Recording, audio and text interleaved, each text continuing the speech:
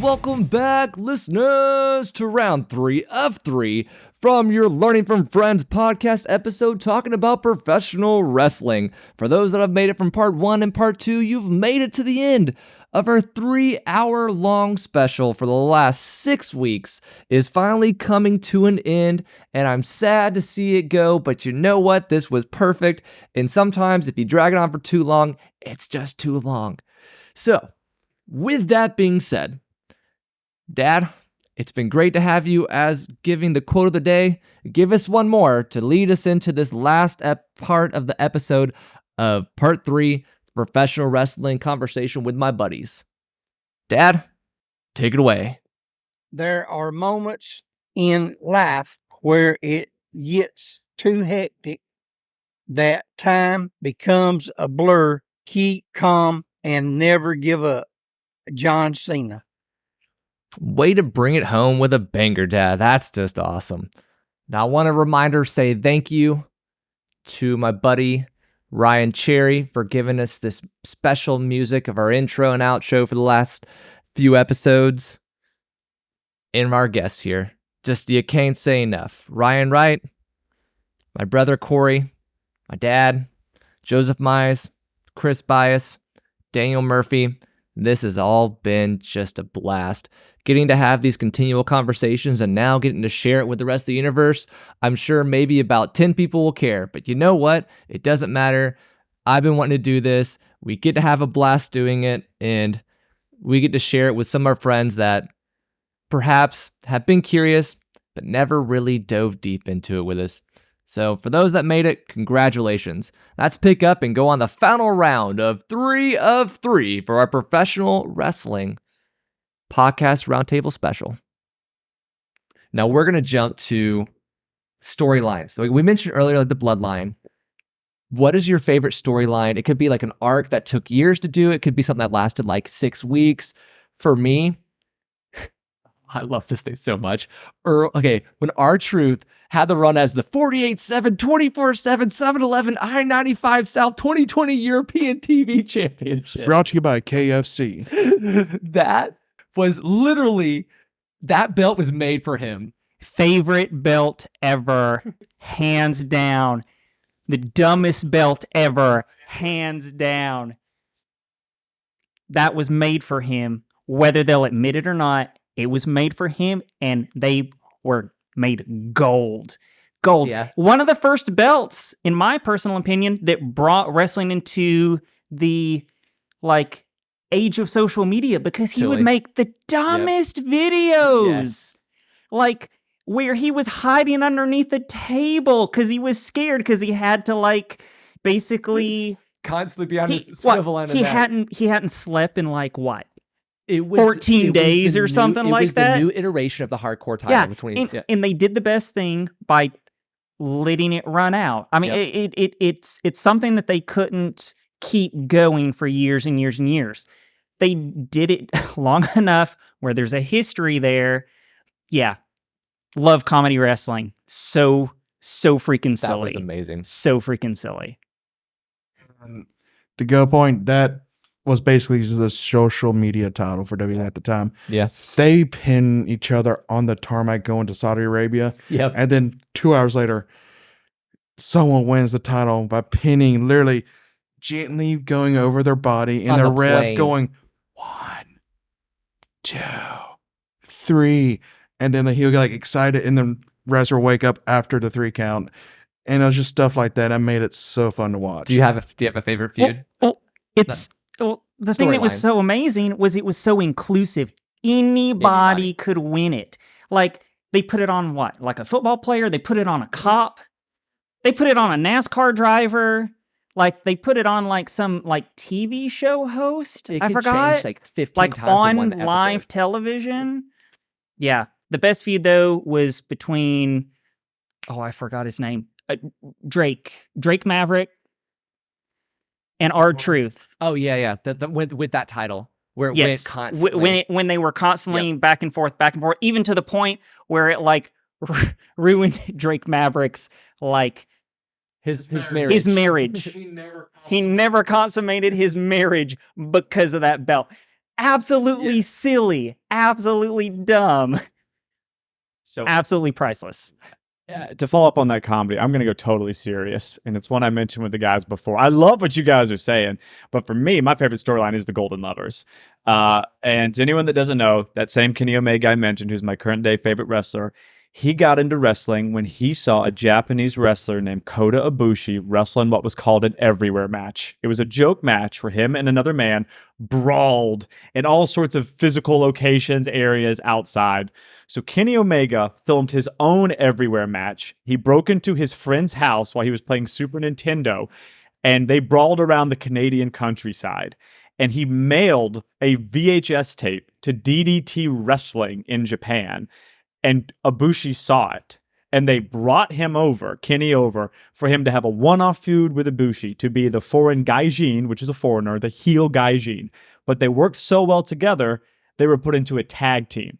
And at first, as discussed earlier, it was a little bit of a gay bait tag team, to be honest. There were two young, handsome, good-looking men that seemed to have some sexual tension, and the Japanese females in the crowd ate it up. And yet, as time evolved, the storyline became more progressive, and it became clear that there was a deeper bond between Kenny and Kota. And then eventually they split up and went to different companies. And yet every time Kenny stayed away from Kota too long, he became a heel. He went evil. Kota was his grounding device, the one that kept him honest. And after, God, I think 10 years of just ships passing by in the night, they finally reunited, and Kota was able to bring Kenny back to be the true Kenny Omega. So this is a storyline that spanned multiple companies over a decade period and did a lot for LGBTQ storylines in wrestling based on what it wound up promoting. It was very ahead of its time, I would say, in wrestling. It wasn't looked at as a joke or a mockery. So that one. My current all-time favorite is the Bloodline. Every single mannerism, interaction for the last 3 years has been great. From Sami Zayn to Kevin Owens when they're, best friends, where Kevin Owens laying on the mat, reaching up to Sami Zayn for a hand to help me up. And Sami Zayn just looks at him confused. Like the mental aspect, he's like, oh shit, I just did that to my friend. It's just fantastic. And now Roman Reigns put down Jey Uso. And every time Reigns was insulting, Jay's just recruiting, like getting smaller. And then finally, when he comes back, he stands up tall, proud, and the crowd just eats it up and gets right behind him. Well, I mean, what's so amazing about that story is there's so many like offshoots of that. True. It's not just, oh, hey, Roman Reigns has the title for, 1,000 days plus. It's the fact that it spawns off. Prime example, not a fan of Roman Reigns. Don't care about Roman Reigns.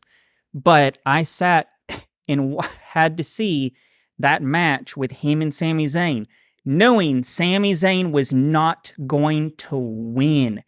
The biggest match in how many years? Like a decade? Yeah. Oh, I totally believe that he was going to win. Totally believe that Sami Zayn was going to win. And I completely marked on that match. Where you sat for a second, damn, Sami didn't win. Yeah, I was pissed. Psychology. Yeah, totally marked out. Ryan, you got one? Not Ryan, Daniel, you got one? Oh, another great one.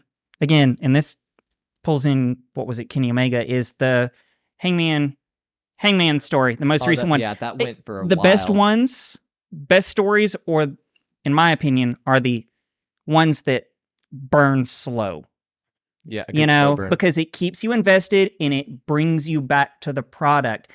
Not a lot of people want to do that because of the fact, attention spans nowadays. But that's what some fans want. I think a lot of fans have more respect for that storytelling than just like this quick, quick fizzle and quick runoffs. That's what people remember. Now, the next one, we talked about the feud, we talked about the storyline kind of going overarchingly. What was your favorite match of all time? And this is hard to think about. There's so many out there, but I will tell you my favorite match. CM Punk versus John Cena, Money in the Bank, 2011. CM Punk leaving with the belt. They had built up to this. His contract's coming up. Is he going to leave with the belt? What's going to happen? People out in the crowd have the signs, CM Punk loses, we riot, which goes back to the RVD loses, we riot in ECW kind of deal. But holy moly, that match, you had no idea what was going to happen to it. The leading up to that, the pipe bomb promos that were kind of done, all the psychology of Punk leaving Cena in the ring several times, them cutting back and forth because they both could talk. They both could be able to talk really well. That, in my opinion, is Cena's best match. Cena has the issue of saying the 3 moves of doom going in, but in that match, you saw 5 moves of doom. You had Cena pulling out moves that you had never seen him do. Punk was pulling out stuff that he had not done in over a decade. I mean, whenever he won and grabbed the belt and walked out and was starting to go around and then like go to the different places with the belt, you didn't know what was happening. A pig of the fridge. Yeah, this is true. Say it. Go ahead. You say it. Go ahead. That night after winning the belt, CM Punk gets on Twitter and posts the belt inside the fridge. Yep. Putting it on ice. Mine would probably have to be when Undertaker's streak got beaten by Brock Lesnar. I didn't see that coming.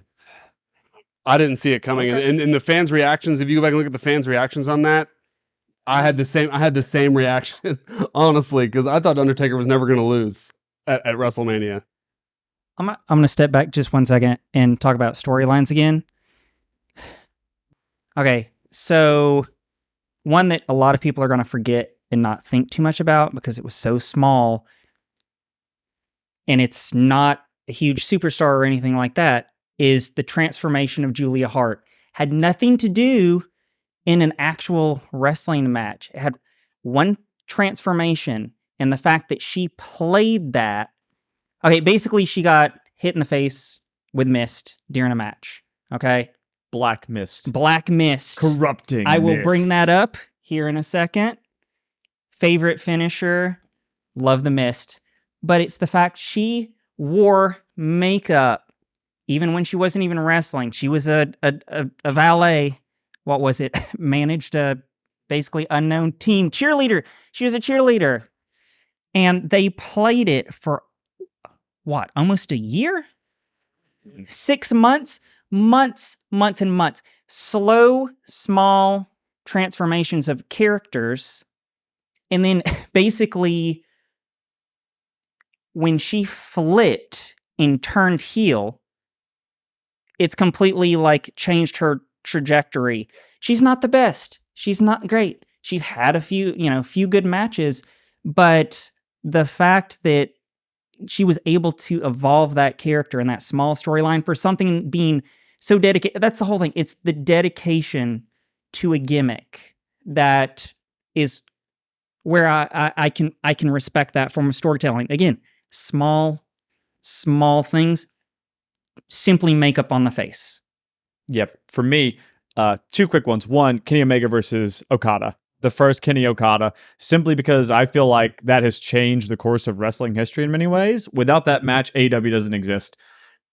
The appeal that was brought in on New Japan, right? The drove of fans that was brought and the way that set the wrestling world on fire has led to a lot of what wrestling is like today. It opened the floodgates in many ways, but I think my favorite match of all time is actually Kenny Ospreay 1, which happened recently.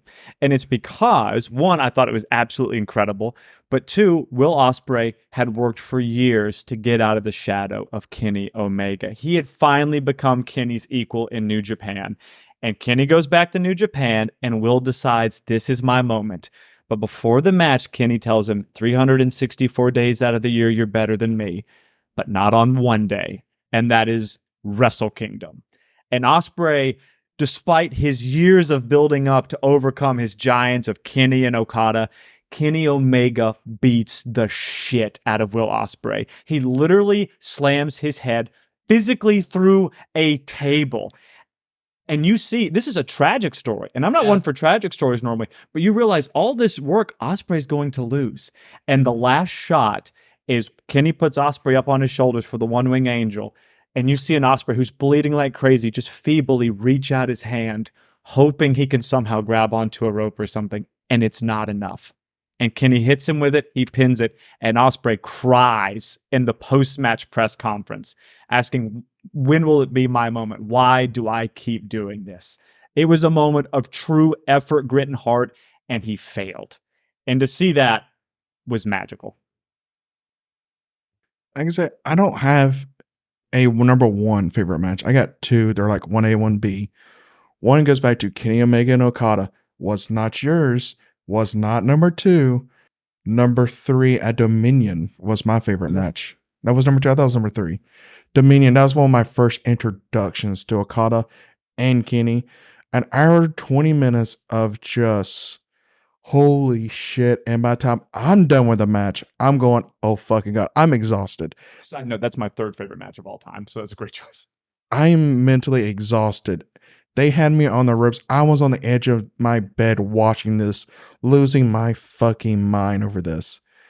Great match. Gave me a great introduction to both characters. And that's when I became in love with the coin drop theme.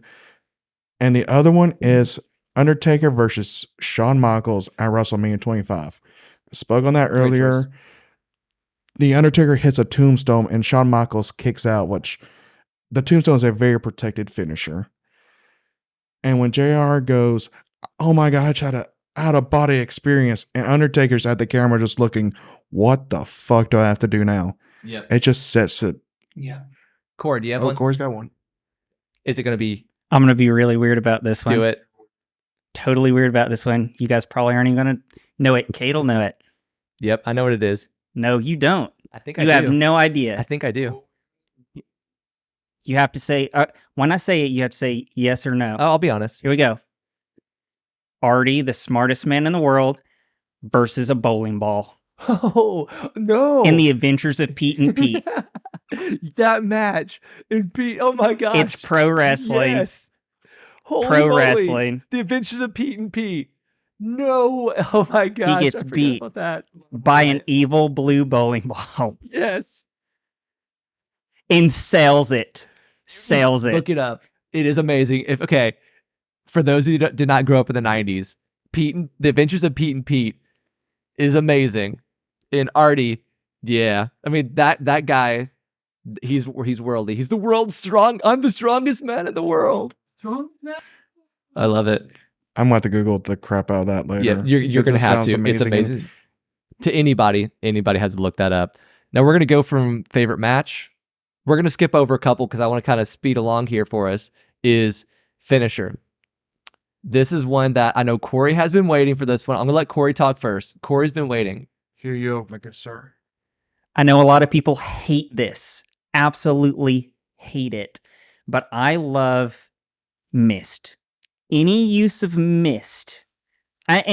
You could say, and Chris could probably speak to this a little bit more, some people call it Asian mist. But it's not entirely, stuck in the... Usually it's used as green mist, which is associated with Asian wrestlers. Yeah.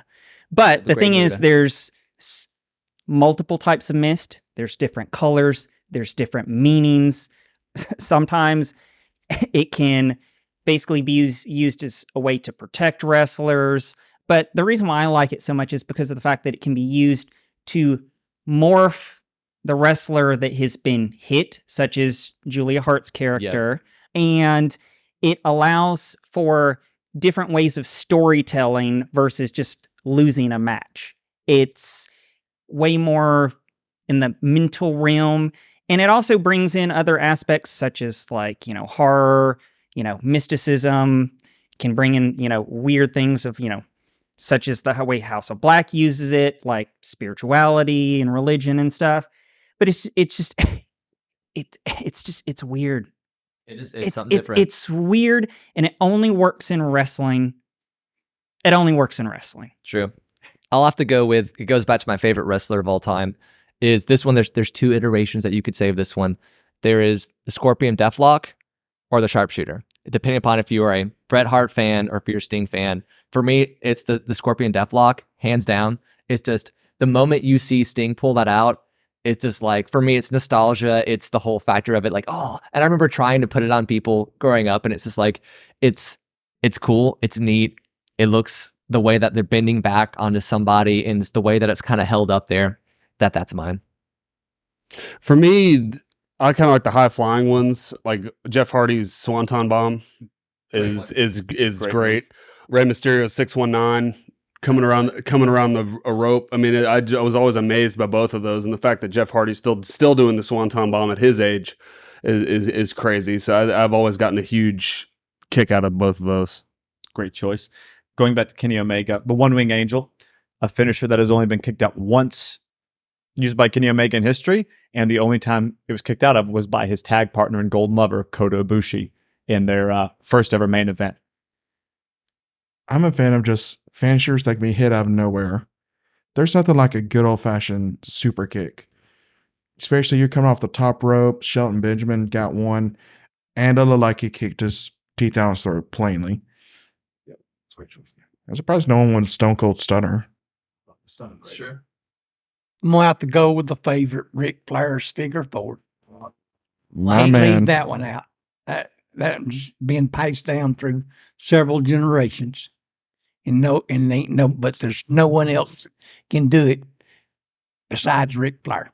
Exactly. The way he does it, the emotion that goes into it, and it could be reversed on him, and the way that man sold with that emotion, man, that was unworldly when it comes to cutting promos and everything. All around great character. I even forgot the Walls of Jericho was used in an MMA match one time. What? And someone legit tapped out to the Walls of Jericho, or known as the Boston Crab. Okay. Yeah. I like it. Now, the crowd has to get involved in order to like feel emotionally invested in everything. And inside a wrestling event, chants are massive. To be able to know that the fans are with you or against you. What is your Shut the fuck up. I just had to do it. It's not necessarily my favorite, but I just had to interrupt Cade. There you go. What's your favorite crowd chant? It could be during an introduction where someone's coming out, or it could be during the middle of the match. The fans interacting with the event. I mean, for me, there's only one that immediately pops out to me. Kurt Angle's "You Suck." Yes, that one is "You Suck." You suck. When he even went to Hall of Fame, Yep. he loved it when people just chant that, because at least he's getting Yeah, one more time, guys. One more time. Do it one more time for me. "You suck," and it's the crowd's loving it, he's loving it, and if that's another thing wrestling, if your theme song doesn't get a reaction, you're kind of failing already for exactly. And just to clarify, the "You Suck" chant is a sign of endearment. Yep, it is. Yeah, it's us playing fun with them. Yeah, like Straight it's all about love. It's not that they actually suck. I have two. One is, of course, singing Chris Jericho's theme song when he comes out. I love doing that. And then another one was Daniel Bryan's "Yes" thing when in WWE was the "Yes" chant. So that's a fantastic choice. Yeah. Anything that gets the entire crowd to participate in it, regardless of how you feel about the wrestler, like the "Yes" chant, which is why I'll give Adam Cole's "Baby" a shout out. Because it doesn't matter how you feel about Adam Cole. When he goes to do "Adam Cole, baby," everybody does it. I will say, as far as actual chants, this isn't one of my favorites now because I don't have a favorite.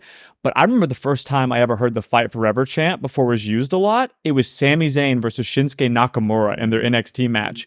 And as far as I'm aware, that came organically from the crowd. That wasn't they'd heard "This Is Awesome" 1,000 times, so they chanted it. They literally made up that chant on the spot. And to hear a crowd be so entrenched in a match that they were like, we can't even say it's awesome, just fight forever. Hey, fight forever. Like, now it's a thing. But to hear a crowd organically come up with something like that blew me away at the time. And they go back to organically where Daniel Bryan got that "Yes" chant over. They were pushing someone else down our throats. Oh, yeah. And the WWE and the universe went, "Fuck you. We're not going to go with Daniel Bryan." And because of that, main evented WrestleMania. because the audience said, fuck you, what you're doing. We want to go with something else. Yep. And Daniel Bryan was that man and had one of the best moments for WrestleMania main event. Hands down, the way that he did that. I mean, totally. I can't think of another one that is as good as those. There's hundreds, but those are the ones that hit the most home for me as well. I have to agree.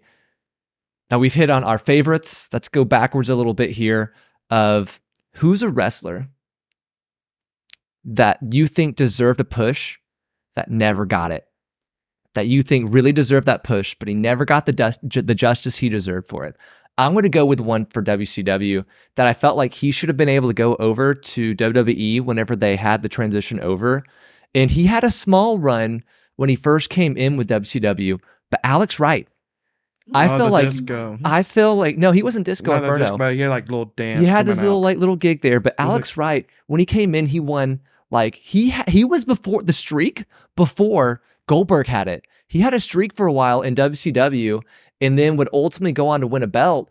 But then afterwards, it was just shut down. But I feel like that guy, he had the build. He was like 6'4". He was like 200 and something odd pounds. He was a German wrestler. He was a chain wrestler. He had all the move stuff there for it and skill set, but he never got the push. In my opinion, I feel like he should have been able to go over to WWE and fit that mold.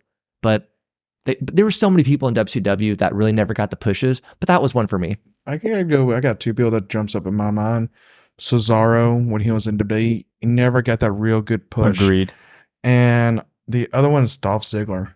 Man could sell like crazy, but never really got a push. Every time he won the Money in Bank championship on one of the best nights after WrestleMania. And unfortunately, weeks later got it concussed, and that just ruined his push. Yeah, he got pushed, but it was sporadic. And the one time where he seemed poised to break out, he got hurt. And then it was kiboshed forever. Right? There are a few others out there that are escaping mind, but those are two, just especially Cesaro. Anytime look like you get organically over with the crowd, W just goes, fuck you. We're not going to push him. Yeah. Yeah. I would have said Sami Zayn until recently. And years ago, I would have said Becky Lynch, no longer an issue. Luckily, Cesaro is now getting his due in AEW, but he was definitely an answer. Someone that I will say is now getting appreciated, luckily, but Ishii in New Japan, stalwart, absolute boss, that because he didn't come up in their academy system for years, seemed criminally underappreciated. But now he's getting his due, but he'll never win a championship. He'll never win a major championship, but you can put him in there with literally anybody on the planet. He'll have a great match. He deserves one big run. Well, I think I already mentioned it like before, but Serenity. She got, what was it? Was it NWA championship? She did. She got the NWA. It was the NWA. No, it was NWA, and she had like, she won the women's title and had it for only a short period of time. But, like when it's the TBS title came up. Yeah. Right? Yeah. I felt like that she should have had that in AEW, and then I'm not exactly sure what happened. So we haven't seen her in a while. Yeah. And I think she's just underappreciated, in my opinion. For me, I mean, and this is just, like I said, I haven't been watching wrestling as much as all of you guys have, so I'm still learning the ropes, so to speak. But for me, I don't think Braun Strowman got used right. I think Braun Strowman, because of how athletic he was as a big guy, you could have pushed him as a contender. I mean, like, True. and then another one, Rusev. I don't think Rusev got enough. Yeah, dude, he organically got there. Enough. I mean, it was like and even as Miro now in AEW. Yeah. Like you've got a product here. The guy knows what he's doing, and you can't like push him. And he would be a great champion. Yeah. Gosh, so much. Rusev Day, come on. And can really carry it. Oh, yeah. And can pull a hot wife. Yeah, this is true. Okay, fantasy booking here. You have space and time. Doesn't matter if they are in their. You can go back to any point in time to pull. This is Bill and Ted's Excellent Adventure, where you can pull people in to be able to go and have this match. Dream match. Who are you gonna have for your dream match? Prime, Shawn Michaels, Kenny Omega, and Ibushi. Triple threat match. Oh yeah, triple threat. Okay, this isn't really like I really don't care about the match, but I want to see Roddy Piper and MJF cut promos on each other. Oh my gosh. Get the bleach ready. Like, that's what I want to see. I don't care about the match. I just want to see the promos. Okay, so I'll say for me, because you said that, 2 answers. One, Kurt Angle versus Kenny Omega. I think Kurt Angle versus Kenny Omega, like from an athleticism perspective, would be through the roof. But based on Corey's answer, a prime Ric Flair and MJF. Oh my God. To see how they would try to top one another and their complete refusal to back down. Like, I don't know how they would eventually they would go through the stratosphere and continue building. see, that's the whole thing. Like, I would like to see them weirdly try to work together. Oh, sure. It feels like there would be so much Chris Jericho trouble and that did it. comes It out was of that. beautiful. So much trouble. I didn't even think about that. Yes, those two trying to coexist in any way or just be around each other, their orbit, their gravity of their orbit they would collide consistently. Lawyers would have to be ready for that one. And easily. Yeah. Like Ric Flair could just say MJF's mom rode Space Mountain. Okay, mine is a dream match for so many people. It's been brought up forever. It's the match that never happened that should have happened. Undertaker versus Sting. Never happened. Never's for gonna stupid happen. Reasons. It never should happen. As a result of that, there was opportunities that it was put out there, and that it didn't happen. But that to me is criminal. That match would have been amazing. And this is going to come off really weird, but I want to see Sue fight somebody. Oh yes, Trent's mom. Trent's mom. I want to see Sue fight somebody. It doesn't matter who it is. I just want to see her fight somebody. Renee Paquette. Ooh, Just okay, run over that's a someone. storyline. I get behind that one. There's so many good ones that you could put out there. That's the cool thing about it. I completely didn't think about MJF and Roddy Piper in terms of those promotions because both, dude, he's a huge Roddy Piper fan. What And- about Mae Young and Serena Deeb? That'd be fun, but I don't think the audience would be able to fully understand it in the same realm as it. But I think it would in their primes hit it. I think it would be beautiful. Okay, I finally figured one out. What do you got? And this is just me personally. Lita versus Prime AJ Lee. Okay, dude, I could totally see that. That'd be Yeah. beautiful. Some people thought about this. I don't know if anybody did from when I threw it out there. Does anybody have, if they became a professional wrestler, describe your gimmick? Like, what would be your name, your entrance music, your outfit, your style, and your finisher? Did anybody go into this? I totally have one. I got a finisher and it's kind of a combo.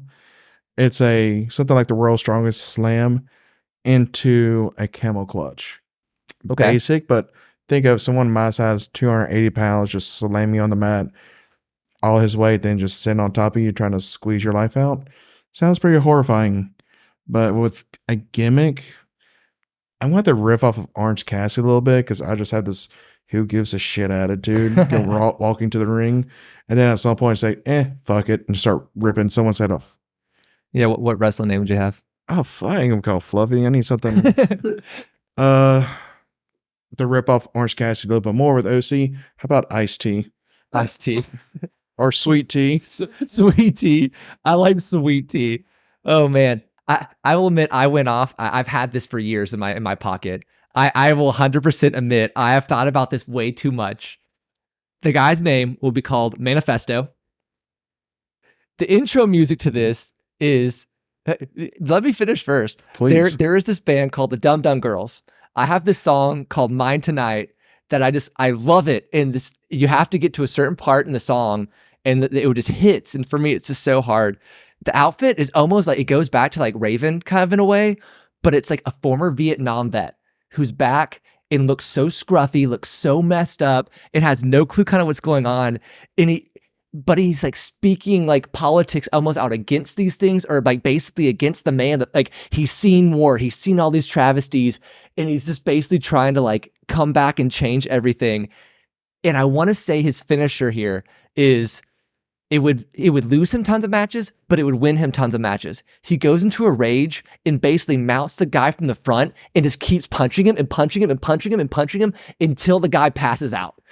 Or the ref pulls him off because the guy can't respond to stopping him from hitting him face. This sounds like an FBI most wanted list person right now. Like, congrats, Cade. You're now on the FBI list just on this gimmick.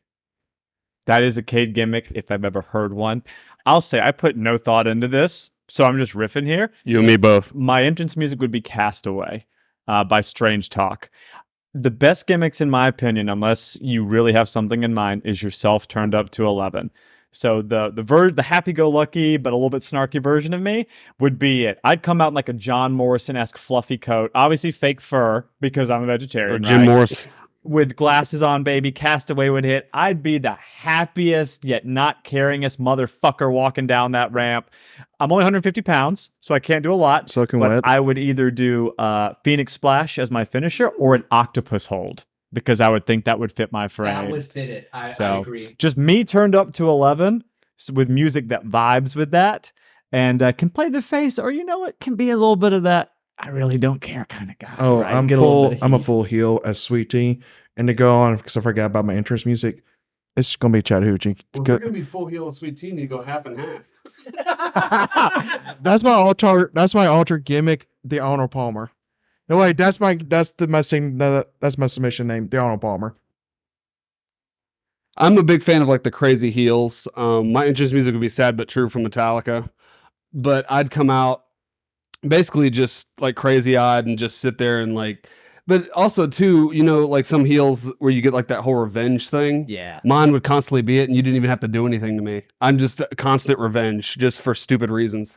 And I've never really come up with a ring name, but I think I'd probably be like a high flyer, kind of like Jeff Hardy and I could see that. and Rey Mysterio, stuff like that. Like just basically probably Swanton Bomb, probably be mine, just off the. Hey, Cord, did you have one? I got a name for your character.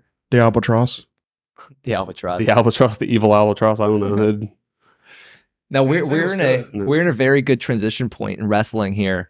Where do you see it going in the future? Because I'm gonna make this comment here. The world stopped. Wrestling didn't. They found a way to film weekly. They were in Atlanta and they're like, okay, we're gonna film like 10, 15 weeks worth of stuff just to have in case. They got kicked out of Georgia and they go, hey, what can we do? Let's go down to Florida. And they set up outside and they had wrestlers around the ring in order to make that kind of work. I think, I can't even think of like where wrestling is going in this future other than it's going to be here forever. Like that's just my opinion. It's like a cockroach. Well, until AEW started, it was looking like it was going to die because Vince McMahon was ruining WWE, if you ask me. But then AEW started, and now it's kind of saved it. Yeah, I would say that provided there's always major competition in North America, wrestling will continue to blossom because WWE can be its insulated, monolithic war machine that everyone's attracted to. AEW gets the alternative crowd, and then it branches out into other areas of wrestling so everyone can get involved. But in general, I think that with social media and how easy it is to access wrestling, it is going to continue to expand. You can have access to wrestling in different countries easier than you ever could before. If you just want to be a New Japan guy or gal, you can be just a New Japan guy or gal. But what I would say is I think where wrestling goes is the lines of kayfabe will continue to be blurred since everybody knows that wrestling is scripted, and yet fans love to be worked. And so it is easier also ever than now, I think, to put things out on social media and to trick fans. So I think what they will continue to do is evolve and innovate how they get people to feel invested in a sport, we'll say, that they know is scripted. And that's by making them believe that even if the in-ring heat isn't real, the backstage heat is real. I think it's going to become more mainstream. The Von Erichs have a movie that I think just finished production where one of the stars, MJF, is playing one of the Von Erichs, and Zac Efron is playing the major character. So I think wrestling is going to become more mainstream like it was in the 90s with the Attitude Era once all over again. And then, like you said, it's just, there's wrestling out there everywhere. You can pay $20 and get quality wrestling from multiple promotions. And you'll see these intertwine at certain points at these super shows, like we got at Wembley tonight. There was another wrestler from New Japan, Will Ospreay, was on the card in another promotion. You'll see some stuff like that happening more and more. Would you ever believe through the as many years that wrestling's been in business that there is wrestling Monday, Tuesday, Wednesday, Thursday, Friday, Saturday. and Saturday, Incredible. And pay-per-views on Sunday. and pay-per-views on Sunday, Yeah. Saturday and Sunday. Yep. Because like you say, that's how the company is involved and people are involved. I think the most important thing that's sort of been touched on is the fact that it's like, it might have been much more common back in the day, but now it's very much more out in the open about the collaboration. Yep. Collaboration is so key. Collaboration is extremely key. You know, I honestly didn't know that there was as many promotions as there was like legitimately 4 years ago. Yep. I knew absolutely nothing about Japanese wrestling until AEW. I mean, don't get me wrong. Like, you heard of people would come over and show up in, like, you know, what was it, like WCW, WWE. I mean, you got like the Great Muta and people that, you know, what was crossover. But in general, like, you never knew how much was You didn't know where they were from. and you also didn't because know they where they became were signed, from. and that was it. Yes. Yeah. And they would disappear. And now there's much more of a business aspect of there's money to be made here. Let's collaborate. Yes. And with that, you know, it moves forward to become like almost like, you know, more inclusive in Yes. other ways as well. Like I said before, I think wrestling was dying before AEW came along, kind of saved it. But and like you've got Ring of Honor, you've got New Japan, TNA. Even though TNA has kind of been up and down over the years Since the beginning. Since the beginning, I mean, they're just the small promotion. But I mean, I think like all you guys have touched on, I think it'll be here for a while. I mean, AEW is doing great things, just basically just the way they're promoting stuff and giving you different storylines that are good storylines and just really feeding to the crowds and people. But one thing I think that they should go back to, and this is just me personally, just what I like, it's yours. was back when in the 80s when they were doing those promos during the week. You'd get commercials and the promos would show up, like with Ric Flair and back when that Ric Flair and the Dusty Rhodes feud was going on. They were on commercials talking shit to each other on the commercials doing the promos. When you get the Rolex wearing, diamond ring wearing, kiss stealing, that was a promo that was a commercial on a thing. And so during the week, they only wrestled once a week, but during the week they were building you up to these entirely. different things. They need to go back to doing that again because it's hard to keep up with just one day a week figuring out What's happening? what's happening. Because if you keep us reminded during the week, okay, oh my God, this is getting good. Like, let's do this. I think they should go back to that. I agree. And that's where social media can take over that aspect. Yep. They don't have to go on the commercials. They can save money now by going to their Twitter and just doing a 10-second video. I mean, that's what essentially. Yep. I think MJF did that a little bit with his last big feud.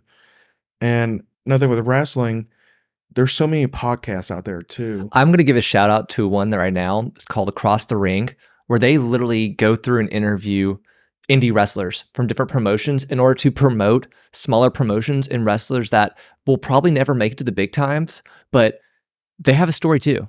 And that's what AEW, some of their, when they go Dynamite to like Atlanta, had several wrestlers from the local show show up. He like Security. Yes.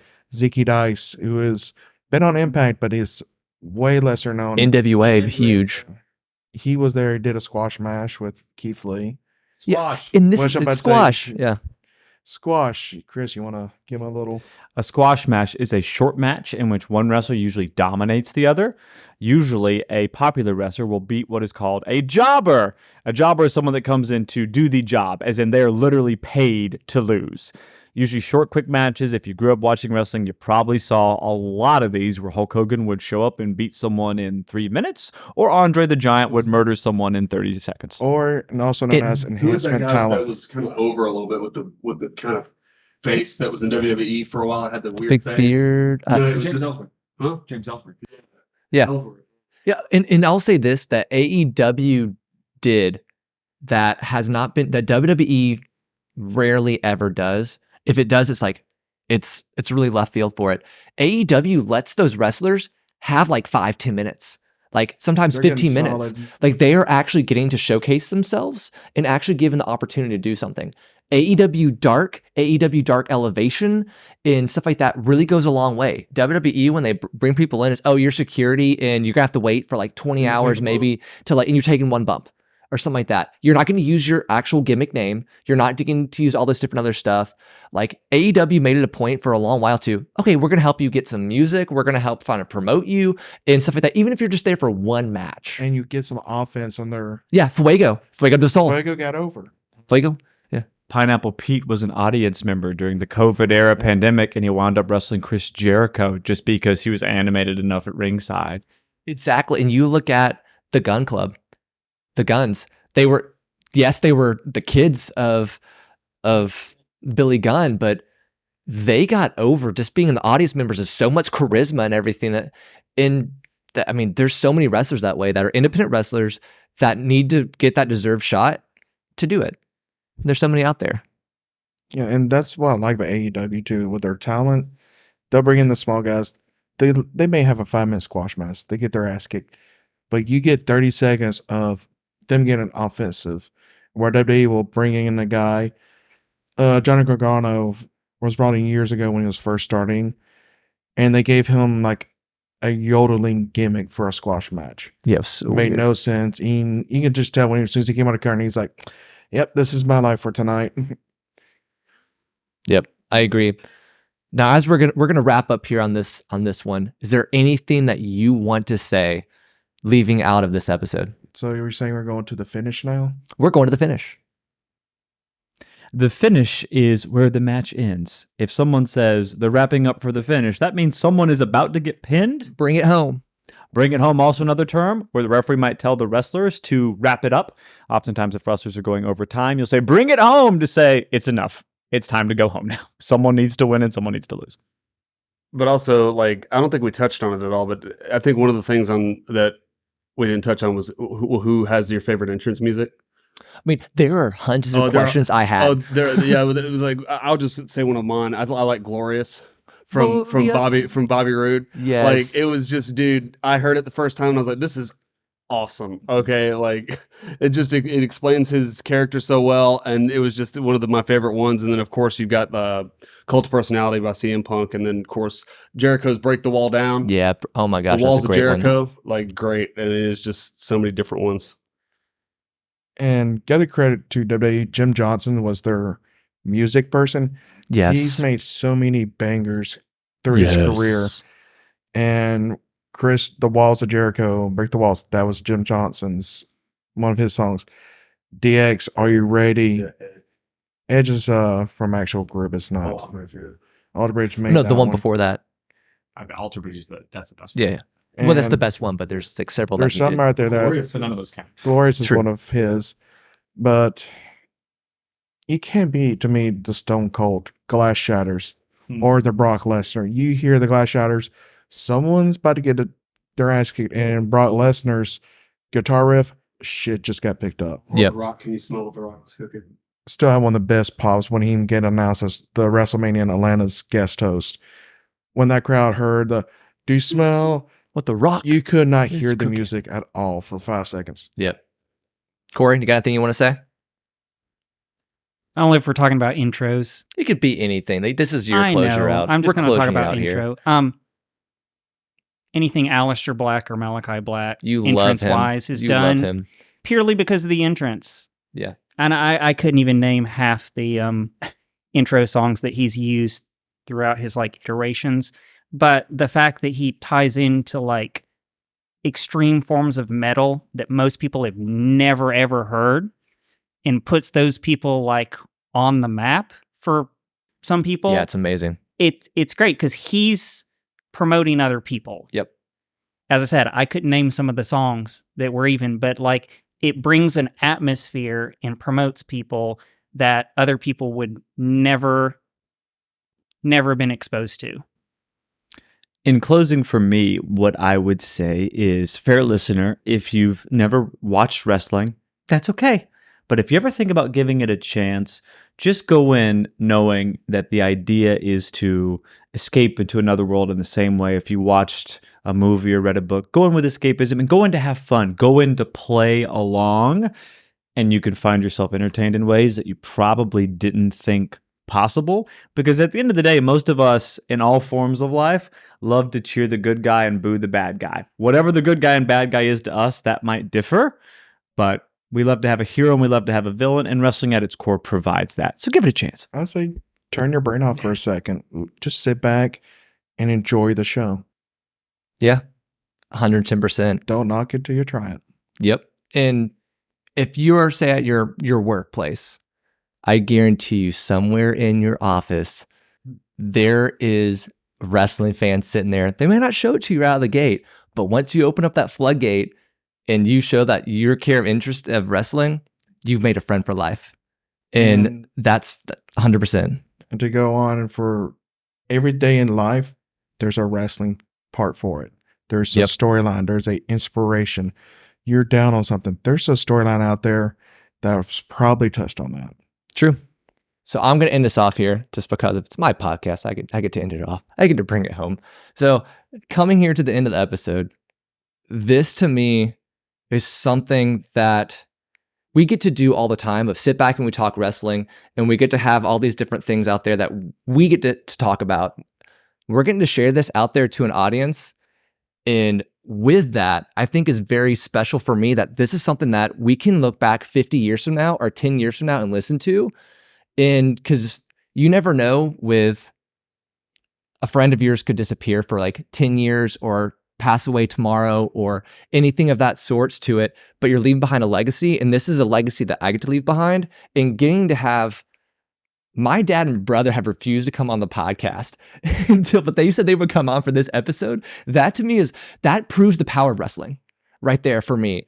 And so I am passionate about this, and of having, connecting with people and connecting with friends and things like that. Find what you enjoy doing. Find your people. They're out there to be able to do it. And so around this table, Dad, Ryan, Corey, Daniel, Chris, Joe, who has left us at the moment to go home. Rodney, okay, I'm going to give a shout out to my buddy Rodney, earlier episode, Rodney Baskerville Jr. episode, if you want to go back and listen to it. Okay, go ahead. I just had to say, give a shout out to Rodney, because after this is edited, it'll be like 45 minutes. We've been talking for over 3 hours, and good old Rodney has been sitting here the whole time. So this episode's dedicated to Rodney, who we forced to watch wrestling. Okay, do you want to say anything, Rodney? I figure we should give you the opportunity here. No, I love wrestling. I love this conversation. I love the whole thing. Yeah, he's been kind of like held hostage in a weird odd way. I don't know. One of us. One of us.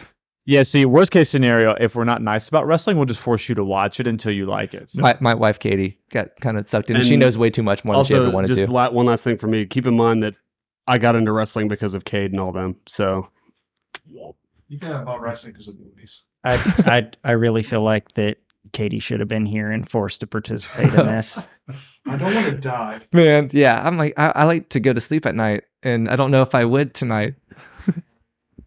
Yes, exactly. So okay, no, a lot of this is going to stay in there. Just let it go. But so, let it go, let it go. Okay, sorry, can't help it. No. It's okay. We're going to count this down here, and instead of having the usual traditional ending here, I'm going to do the usual tradition. But we're gonna count it 1, 2, 3 after I do my kind of exit off here. If you want to reach out to me, my email is Cade, which is spelled CADE, at learningfromfriends.com. I'm on Facebook.